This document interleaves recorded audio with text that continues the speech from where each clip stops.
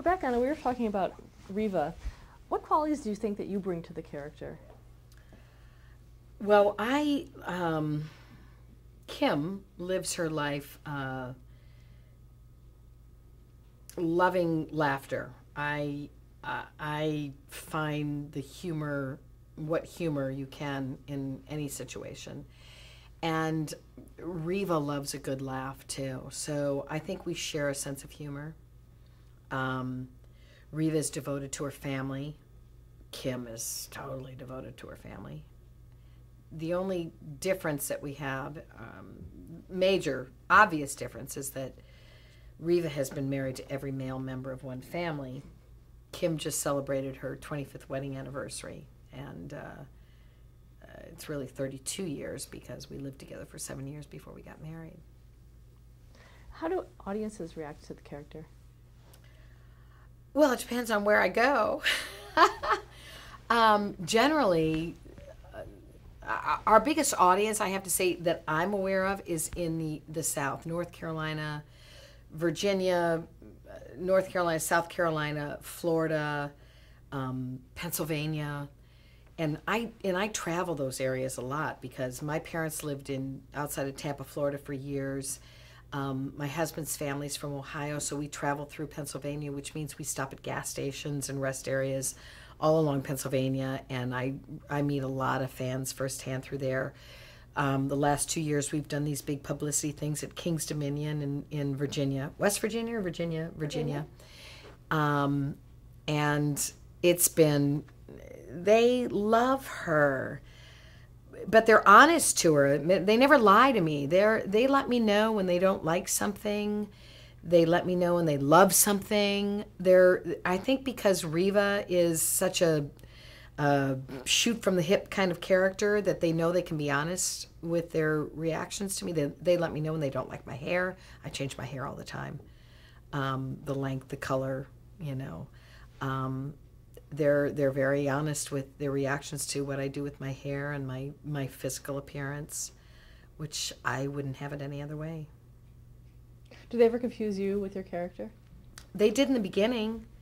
They all wanted me to talk with a Southern accent, but Riva doesn't talk with a Southern accent anymore because when she became Amish, the executive producer at the time then, Paul Rausch, had a real problem with me being Amish and talking these, thems, thous, and those with a Southern accent. It just didn't work, and so we kind of lost her Southern accent, which occasionally now I try to bring back in if I'm manipulating a man or something. I'll kind of drift the Southern accent back into it, but no, they don't. Now I used to always kind of cringe when I'd see people and they'd say, "Hey, Riva. Hey, Riva, Riva." But it only took about 6 months for them to say, "Hey, Kim." And then about another 6 months for them to say, "You're Kim Zimmer, aren't you?" And that's, I think, a real compliment when someone knows your real name and they don't call you by your character name. Then they get it. They know that you're not that person, that you're an actor playing that part. That's important. Talk about the premise of the show. Of the show? Well, it started out, it was a very religious show. It was about the Reverend Rutledge, guiding light. The guiding light was a candle that the Reverend used to leave in his window for all the lost souls. Every time we talk about this, it makes me cry because what a premise. But he would leave a candle in the windowsill, and the lost souls would come to his doorstep, and he would help them. We've gotten away from the candle. Now we have characters that represent that, and they're not candles, believe me, because now even the good characters can be bad, and the bad characters can be good, which makes it more fun for an actor to play. But so the premise of the show was always family-oriented, and it is to this day. We have mostly we have our families, we have our core families. And they're such incredible, and within that core of a family, you have sex. You have not sex. You have sects. You have sex of that family. That you have the good Lewis and the bad Lewis, and the kind of, Lewis that rides the fence, and then you have the Bowers that used to be, the real, not so much religious anymore, but they were the family. They had the 4th of July party,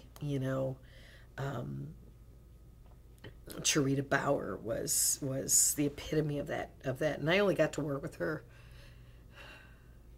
for a very short period of time. I don't know why I'm so emotional.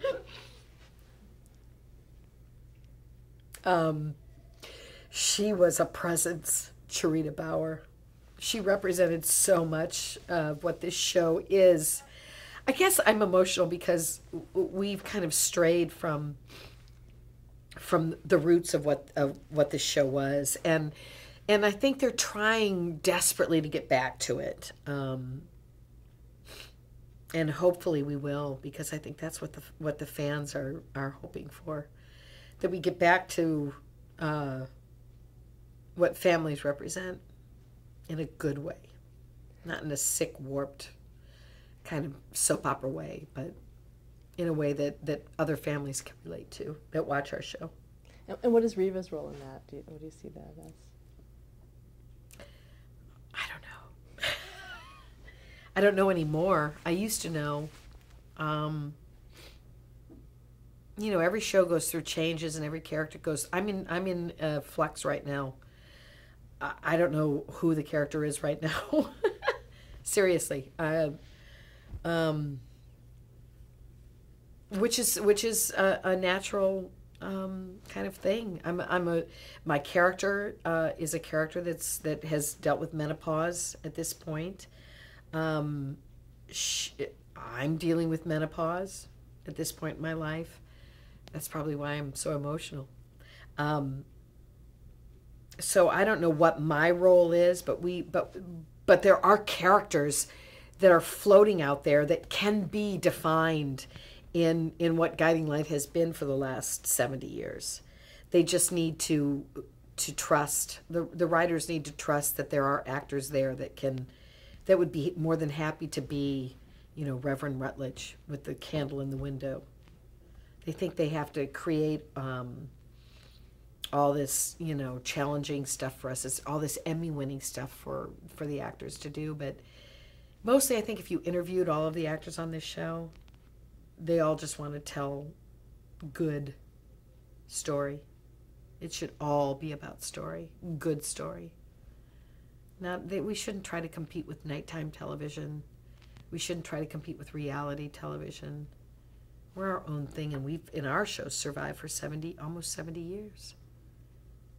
Do you talk about this to the writers? Do you ever have it do that? Yeah. I've tried. What kind of response do you get? It depends on who the head writer is at any given time. Some writers are more open to discussing it, but you've got to. I've never been an actor that has gone and complained about material.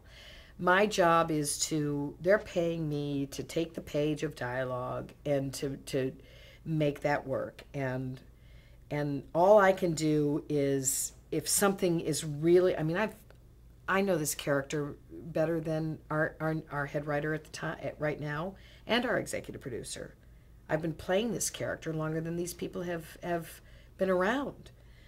So thank God that when I do have a problem, because it's so rare that I do go into the office and say, oh my God, you can't do this. It's maybe once every 2 years that I have a knee-jerk reaction to something I read in a script. But the problem is that the writers are so far ahead in their writing that if you have a knee-jerk reaction to something, the story's already been written for the next 6 to 8 weeks that trampolines off that story point. So it's a problem. So you really don't know your story arcs No. in advance? No. I know them 2 weeks ahead, unless it's something totally bizarre that they think I need to know beforehand, like the clone story. They warned me about that. Talk about that. What did you think of it actually when they? I had so much fun playing that story. But I knew what they were doing because I've done soap opera for so long. The minute I had scenes where Reva says to Josh, "I think I should freeze some eggs," I went, because it was during the time when they were doing the whole Dolly cloning the sheep thing. The minute it came out of the minute I saw it in the script, I said, "We're going to do a clone story. I don't know how it's going to come about, but they're going to clone me." And Paul Rausch, the executive producer at the time, I got the call, "Paul needs to see you in his office." And that was always something serious. And he sat down and he said, "I think I need to talk to you about, the story that's coming up." And I went, "Story? What are you going to do, clone me?" And he was like, "How'd you know?" I said, "You think the audience is going to know the minute these scenes air where I ask for my eggs to be frozen? They're not stupid. They're going to know that you're going to frickin' clone me." So he was upset that I knew, but God, that was such a fun story. The other actors on the show hated when they saw a scene where they were in the clone story, because you had to do everything twice. If you had scenes with the clone and Reva, which was really only Robert and Justin Dees. There were very few actors that had to do scenes with both of them, the clone and Reva, because there were very few people that knew that I was a clone. But we had to do everything twice, so people hated it when they saw that there were clone scenes. What about the kind of the reality of the Guiding Light world? That it didn't work with the context of the show. The show is such a reality-based show that the fans hated that story until it became a human story, until it became a story about this poor lost soul who was the clone, who finally, and it's so pathetic to even talk about, who finally killed herself by ODing on rapid growth serum. That's how she killed herself, because she realized that she could never have her own life, that she would always be in Reva's shadows, that she could never be Dolly the clone. They named her Dolly, too, like the sheep, which was... So whenever I would walk on the set, the crew would go, meh. Everybody loved it. As much as people, talk about how awful it was, everybody just had a ball with that storyline. Creatively, it was a great challenge for me as an actor, because I wasn't just another character. I mean, I wasn't playing like David Canary. He plays his slow, brother to Adam. Martha Byrne played her twin that was a stripper from Atlantic City. I had to figure out how to play a baby mentally who had been rapidly growthed into a woman of 40, at the time, 45 years old, but yet still have the mentality of a baby, because she grew over a 6-month period of time from 0 to 45. How do you do that? There's no, there's no rules. So I couldn't be a different character because she was a clone. She was exactly what Reva was. So it was a challenge. How'd you pull it off? I drank heavily at lunch. I don't know. To this day, I don't know whether I pulled it off. I don't know if I pulled it off. I just remember thinking how wonderful it was to be playing these scenes. I remember they did a magazine. We did a cover shoot for a magazine, for Soap Opera Weekly magazine, where it was Reva holding her clone, dying at 120 years old, I think she was. And I thought, where else but in daytime television or in sci-fi? I mean, now we have the Sci-Fi Network. You could do it. But they took a lot of risks playing this story, and people hated it until, like I said, until going back to the point of this whole thing, was they hated the story until they killed the clone. And once they killed her, people were like, they copped out. They didn't know how to, they didn't know, they cheated us. They robbed us. We were just starting to like the clone, and they killed her, you know. So you can make some of the people happy some of the time, but you can't make everybody happy all the time. You know, it's just one of those things. Talk about Reva's relationship with Josh through the years. Oh, wow. I think it's, there are very few relationships like it in daytime television. I see baby versions of it on other soaps. But I don't think any of it's ever been established as well as Pam Long first established it. The character of Riva was so well established before Riva ever even showed up on the canvas. The setup for the character before I ever even stepped into Springfield was so solidified that people knew who this woman was before she ever even surfaced in Springfield. Pam had written such a great backstory for the relationship between Josh and Riva that they were, my mother was their maid. Our family was from the wrong side of the tracks. She used to take me to the Lewis mansion, you know, the Lewis ranch, while she cleaned house. And Riva used to play with Billy and Joshua. They were all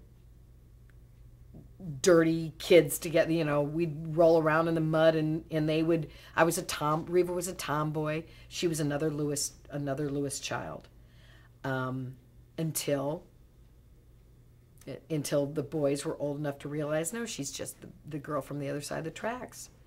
She's good to sleep with, but you don't want to marry her.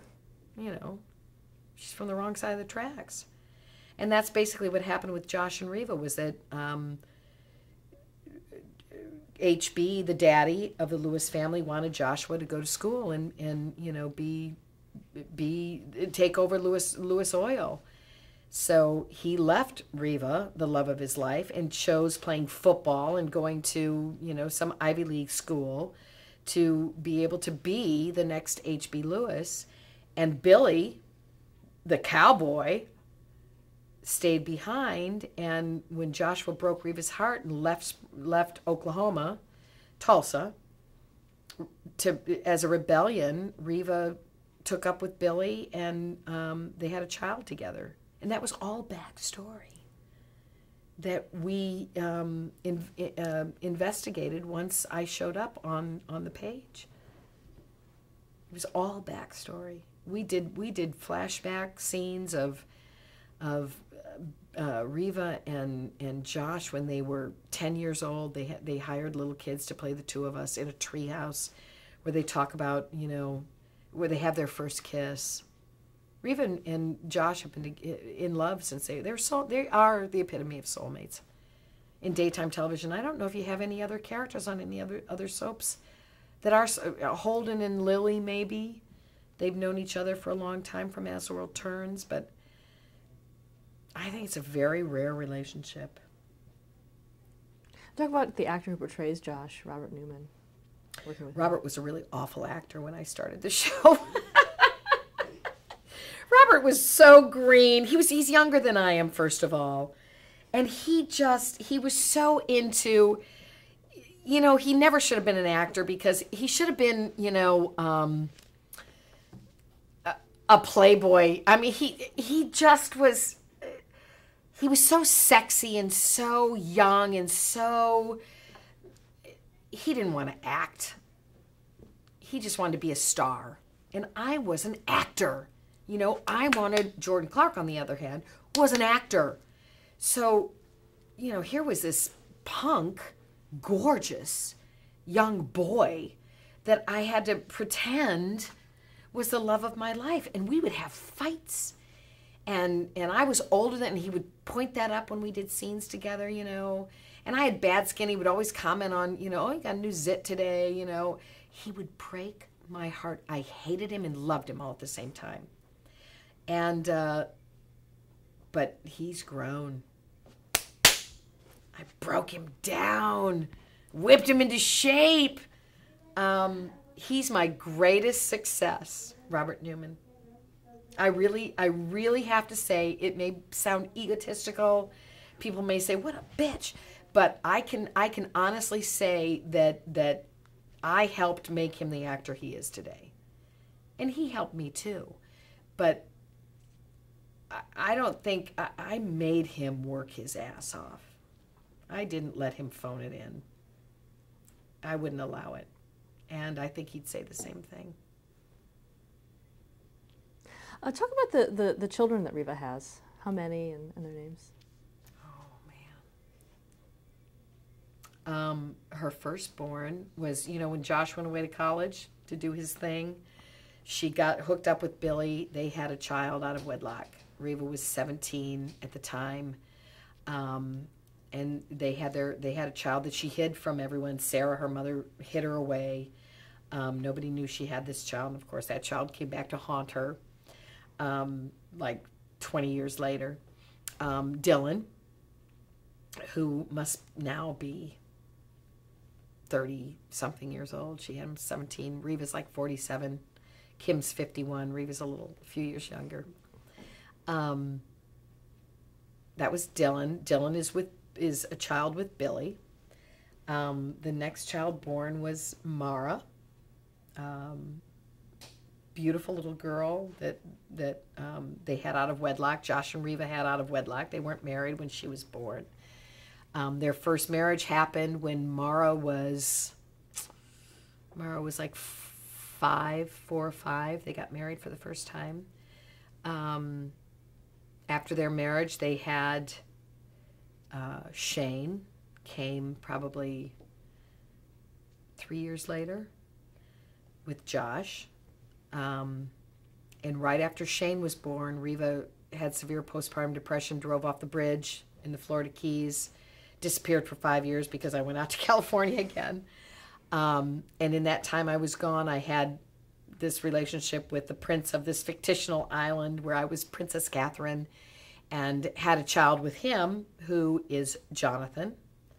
That's my 4th child, and I guess that's it. I have grandchild. Dylan had a child with Harley, who is Beth Ellers and Morgan Englund. My son and Harley had a son together. Susan, Brittany Snow played the part originally. And they're just getting ready to bring that character back on the canvas as a old teenager, which will be fun. That's Riva's grandchild. A lot of women never wanted to be grandmothers on soaps. I was like, I've got a granddaughter. I love the idea of having a granddaughter. Riva's known for wearing the red dresses. How did that come about? The first red dress happened, you always knew that there was going to be trouble when Riva, and that was Pam Long's creation. You always knew there was going to be trouble at a party or at a function or at a gathering if Riva showed up in a red dress. That was really all it was back then. And when the whole postpartum depression storyline happened, they incorporated the red into red lipstick. She envisioned herself in this red cape. It was great. It was so dramatic and so worthy of soap opera storytelling, but real, that a character would glob onto a color in her depression. And that's really what it became about. Whenever Riva needed to lash out or needed to make a statement, she put on red. Is that still true for the character today? Well, it's gotten a little watered down because there was a time when Riva was the only character on the show that wore red. Now you can't really do that because red, throughout the years has become a big color of fall or whatever. So you can't really hold it to one character anymore. But it's still, when there's something important, that's why I just tape scenes that I said, and it came out in the scripts that she wears a red dress. So yeah, it still maintains its importance to this day. When real fans see Riva in a red dress, they know there's going to be trouble or something. Talk about the production process. What is a typical work week like for you? I have never really worked less than, there's maybe, in the 20 plus years I've been on this show, I have never worked less than 2 days a week. So I would say I average 4 days a week and have since 1983. And that's the way I want it. I don't want to do a character on a soap if I'm not vital to the story, because then it's just a paycheck, and I would rather do Broadway and make a lot less money, but be artistically challenged. This show has kept me challenged with story, and I do work. My day starts I live in New Jersey, not 12 miles west of the city. I get up at 5:36 in the morning. I'm at Dunkin' Donuts in my town by 5:40. No, by 5:50. If I'm later than that, I know I'm going to hit traffic. But I try to beat, even if I have an 8 o'clock call in the morning, I still try to get to the Lincoln Tunnel by 6:15, because I suffer from road rage. So if I have to drive in traffic, I'm not a good person, because I hate stupid drivers. I'm a really good driver. I drive fast, but I'm a really good driver. And I don't like stupid drivers on the road. I don't like people that should be riding bicycles and shouldn't be driving cars. It makes me really angry when people do stupid things on freeways, highways, turnpikes, parkways. So I leave early so that I can get in my own time and get through the tunnel and get a cup of coffee on the other side, get to the studio, turn my music on, bed myself down in my nice dressing room, all comfy and cozy with a newspaper, and just spend 40 minutes chilling before I get called to the rehearsal hall at 7 o'clock in the morning. And then we rehearse from 7 until 9. We start taping at 9. So between 7 and 9, if you're up first at 9 a.m., you find the time to do your hair and makeup and run the dialogue with your scene partner. Do you do that yourself? Do hair and makeup? Oh, God, no. Oh, no. No. There are people who do, not me. I would be totally lost. I could do my hair in the front, but not in the back. I could do my eyes, but I couldn't do the base, because I don't wear makeup in my personal life. I wear maybe a little mascara, and now that I've gotten to be 51 years old, I always have lips. I can't go anywhere without a little color on my lips. And what about costumes? As far as what? As far as the process that you go through for those. Well, that all comes down to the designer of the day. There was when I first started the show, we had a designer by the name of David Dangle, who had a separate and individual look for every single character on the show. And I guess maybe in those days you could do it. And I remember that my character was all white and beige and a crew and all earth. I mean, there was nothing darker than beige in my wardrobe. My furs were white. Everything was white or off-white. And then cameras changed, so the white had to turn to beige because the white was too stark when they went to, a different film or video or whatever they did. It was too bright for the cameras, so, and that all evolves. And now we have a designer who's wonderful with his unique look for characters. We're still trying to find our way with my character, which, I went from being a size 6 on the show to a size 12, so I've gone through a lot of evolving as well. I mean, Reva's not that little size 6 anymore. She's a woman. She's, and he still wants to dress me as a size 6. So there are some things he puts me in, and then I'm like, no, can't do it. So those are the battles you have on a day-to-day basis. Okay. And then going